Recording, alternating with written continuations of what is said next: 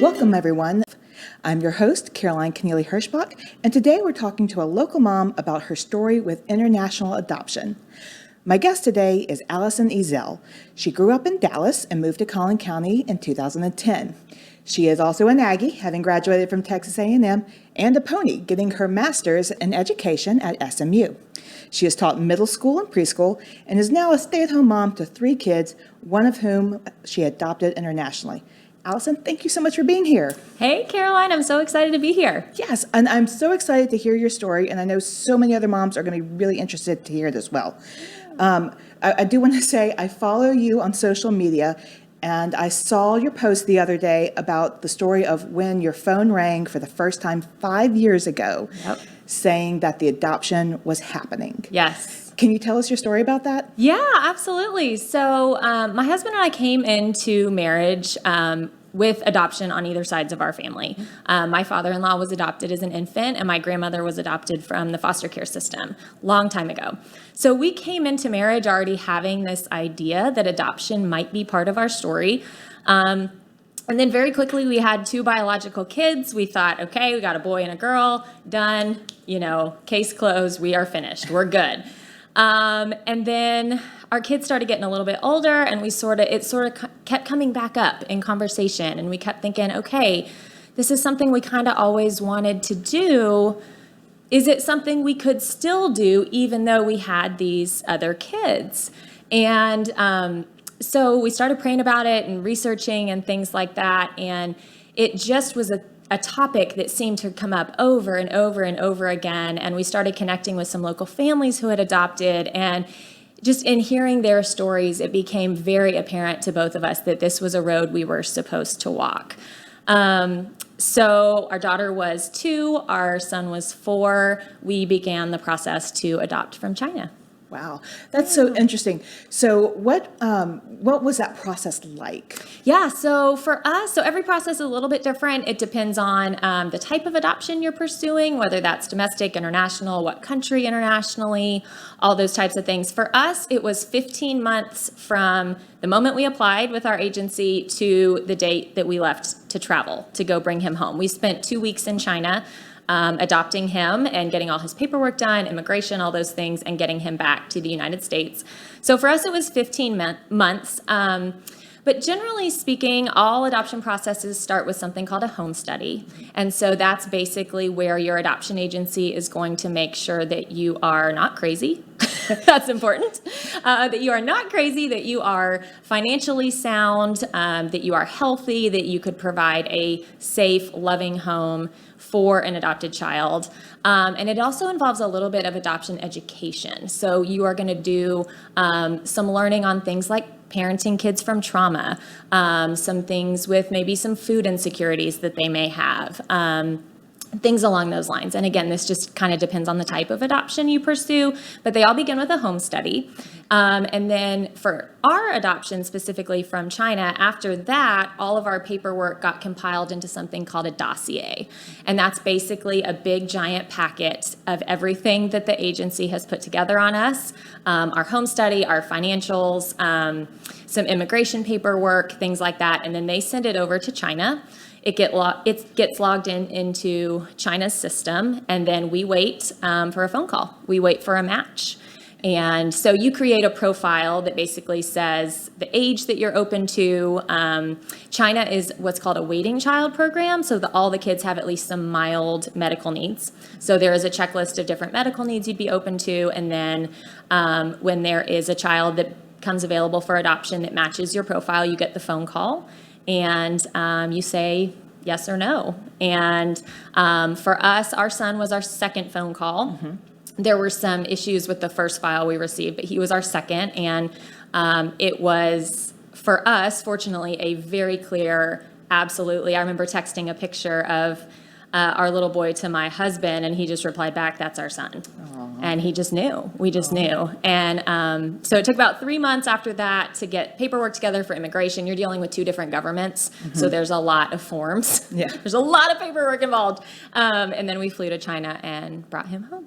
Wow. Yeah. Wow, that's amazing. Yeah. So you mentioned about sending the picture and saying, "That's my son." Mm-hmm. That reminds me of that scene in Sex and the City when Charlotte, they got their baby too. That reminds me of that. Yes. Ours didn't come in the mail. Yeah. I remember hers was in a package, I think, from FedEx. Yeah. Ours didn't come in the mail. It was an email. But we got a phone call from the agency, and they sort of walked us through his story, his background, his medical needs, and then they sent us a few photos. And we had about 3 days. They don't give you a ton of time, Yeah. but they gave us about 72 hours to decide if we wanted to move forward with him or not. And so we conferred with some local international adoption doctors that helped us review his file and kind of make sense of some things. And because it's translated, his file was created in Mandarin. Yeah. And so the translation is a little bit iffy. And so they helped us kind of understand some of that. And then we said yes. Interesting. Interesting. So I have to ask, why China? That is the $1 million question. Yeah. We get that all the time. And, honestly, the best answer I can give you for that is that that's where my son was. It wasn't a, cosmic, we didn't necessarily have a connection to China. It was just that the Lord made it very clear to us that this is where your child is. And I don't think, looking back, that it was anything particularly special about that country or that process or anything like that. We actually looked at a bunch of different countries. We looked at South Korea. We looked at Vietnam. We looked at Thailand. We felt drawn pretty quickly to Asia. But as I say all the time to parents that are considering this, pray through every single decision. And it will be so clear where your child is supposed to be and what path you're supposed to walk. And we felt very quickly drawn to Asia. And then the more we did research into these programs, there was just such this overwhelming piece about China for us. And stories, I think, make all the difference in the world, to be honest. That's why I'm so passionate about sharing our story, is that stories and connecting with other families who have walked the path and can tell you kind of the good, the bad, and the ugly, because it's not always easy. Are so important for families. But we ended up in China took us about 6 months of researching and talking. We got on the phone with probably 5 or 6 different agencies, talked through different programs, requirements, travel requirements, time requirements, all those kinds of things. And it just kept coming back. We just really felt strongly that our son was in China. Wow. Yeah. That's amazing. You felt it. You could feel it in your heart. We did. Exactly. So when you were choosing, you talked about choosing an agency. How did you choose an agency? So my number one recommendation with that is word of mouth. Okay. Talk to other families. There is a fantastic resource actually by a local mom. She lives in Princeton, called the Before You Adopt Workbook. And it is something you can buy on Amazon. It's by a friend of mine actually named Krystal Jordan. And she walks you through questions to ask agencies. So I talked to everybody who would tell me what agency they used. And then I got on the phone with each and every one of those agencies. And I walked through a list of a lot of questions. You really want to examine the ethics of the agency. You really want to examine the ethics of the country you're adopting from.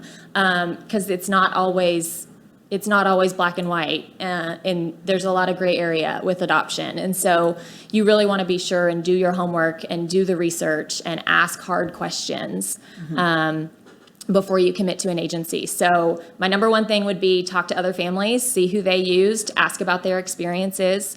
There are big agencies, small agencies, everything in between. And then once you narrow down an agency, really dig into the country programs and ask hard questions. Okay, so that's very interesting. You mentioned talking to other families. Yes. What's the best way to connect with other families? Because I know sometimes adoption can be a sensitive subject for people. Yeah, absolutely. So there's a ton of local Facebook groups, resources like that. There are a lot of churches that have foster care and adoption support groups.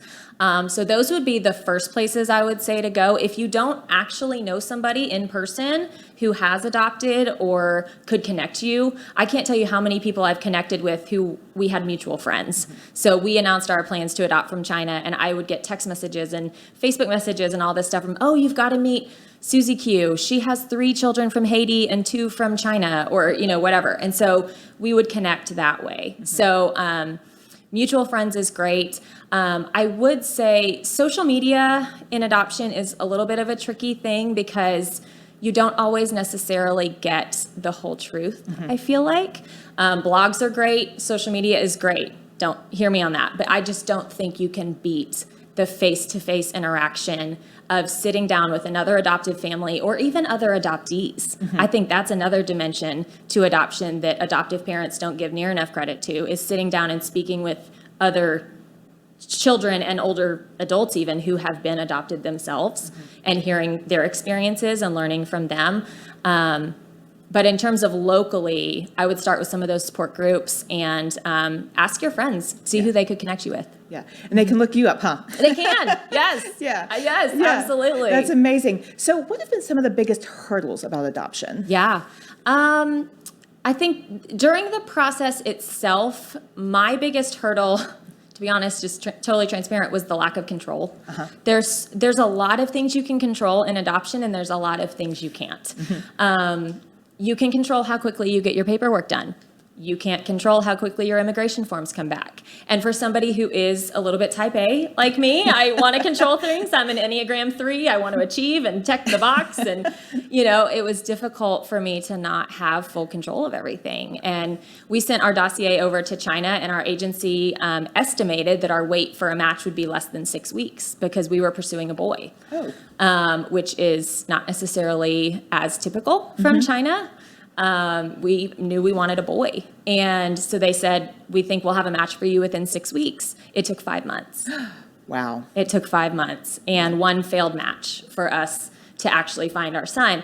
Looking back, though, now that he's home and we've seen his full story and we've seen our full story, the way that things were being woven together in that time, there's no doubt that there was a reason we waited.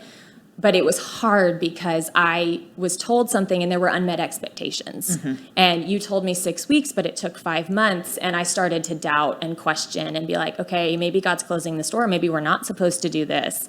And it was coming. It just wasn't coming in my timing. Right. So that was the hardest for sure. So a lack of control, you say? Oh, it's so fun. Right? Yes. Wow. So that's really interesting. So you've mentioned a whole bunch of great resources. Yeah. But what are some specific resources if someone really wanted to start looking now? Are there anything like local or maybe even national or international that someone should really look up maybe right now if they're interested? Yeah, absolutely. So I would start looking at agency websites, first of all, because those will tell you what countries they currently have programs in. It will also tell you what countries are accepting applications, timelines, things like that. The pandemic has made a lot of this very, very difficult. Some programs have actually been put on a halt. Other programs are starting to pick back up now. The international travel is coming back. So I would start there by doing just some research. There is, I'm blanking on the website name, but there is a great website, Rainbow Kids. RainbowKids.com has a fantastic, it's kind of a one-stop website that will tell you all the different types of programs, the ages of children adoptable from those different countries, some highlights there, and then they will link you to a list of agencies that work with that country. So Rainbow Kids is a fantastic place to start, just kind of as an all-encompassing site, and then looking more specifically once you can get some agency recommendations at their website. The thing about international adoption is that the placing agency does not need to be local. Your home study will be a local agency, but your placing agency can be anywhere. Our placing agency was out of Oregon. So it doesn't necessarily have to be local. Your home study will be done by a local agency, though. Interesting. Yeah. All right. So if a friend came to you and said, I'm thinking about adoption, what is one big takeaway that you would want her to have? The hardest thing I have to tell people when they're considering international adoption, because a lot of times international adoption is adopting outside of your own race. The biggest thing that people don't want to hear is that you need to examine your community. You need to take a look at the people you run around with. You need to take a look at your school. You need to take a look at your church. You need to take a look at your neighborhood. And if your adopted child would have no one around them that looks like them, that's a red flag. Because they need to have, if they're not going to have racial mirrors within the home, they need to have racial mirrors in your community. So my son is Asian. He's half Chinese, half Southeast Asian.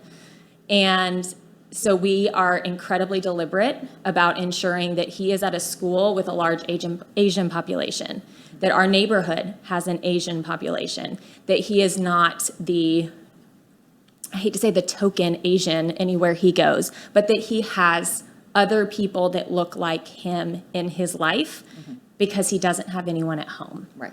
So that would be my number one thing, especially if you're considering adopting outside your race, is that you really need to make sure you're providing them with opportunities to interact with people who look like them. And that's sometimes hard for people to hear. So like, well, I'll just love them. I'll just love them enough. And then everything gets fixed. And that's not the case. Love can't fix everything. I can't teach my son how to be Asian. And when he's away from me, he's an Asian boy.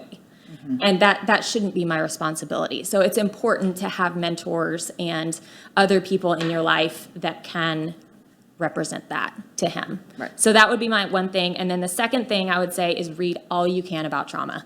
Read all you can about trauma. All adopted children have some level of trauma that they've come from, whether it's abandonment or they grew up in an orphanage or abuse, neglect, whatever. Read all you can about trauma because it is a different style of parenting than biological kids. So those would be my two big takeaways. Wow. So I imagine those are tough things for people to hear, but I'm so glad you said them. Yes. And I'm so glad you came and shared your story because this is, I think that's amazing. Your story is absolutely amazing. Thank and you. I know a lot of moms, especially those who either have already adopted or thinking about adoption, really appreciate you talking about it. Oh, so thank that's you. awesome. Now, one of the last things that I like to make sure we end on is a chance to share what is one of your favorite things about Collin County that some other moms can experience. Absolutely. So we live in McKinney, and downtown McKinney Square is one of our favorite places ever on the weekend. They do amazing festivals. We love just going and walking around. It's just a fun place. There's cute shops, boutiques. I love small business. I have such a heart for small business. And so it is my small business jam. Yeah. Our favorite restaurant down there too that I got to shout out is the Yard. And it has changed a little bit since the pandemic. They don't have quite as many yard games and things like that, but it is fantastic food. There's space for your kids to run around. It's all outside, which just makes my kids' blood pressure go down. And yeah, so it's definitely a favorite and somewhere you should totally check out. That is awesome. I will absolutely go check that out. I love that. Well, thank you again for being here. That's all we have today. You can find our guest, Allison Ezell, at her blog, AllisonEzell.wordpress.com, where you can read about her adoption story. I'd like to thank Real PR News for their fantastic studio space here. And that's all we have for today. Till next time. Bye, y'all. You've been listening to the Collin County Moms Connection podcast, a production of Real News PR. Your host has been Caroline Herschbach, a writer for CollinCountyMoms.com and creator of CKHCoaching.com. Don't want to miss an upcoming episode? Subscribe to this podcast from wherever you're listening, or head over to CollinCountyMoms.com and subscribe to our newsletter for the latest podcast updates, as well as new content and local resources straight to your inbox.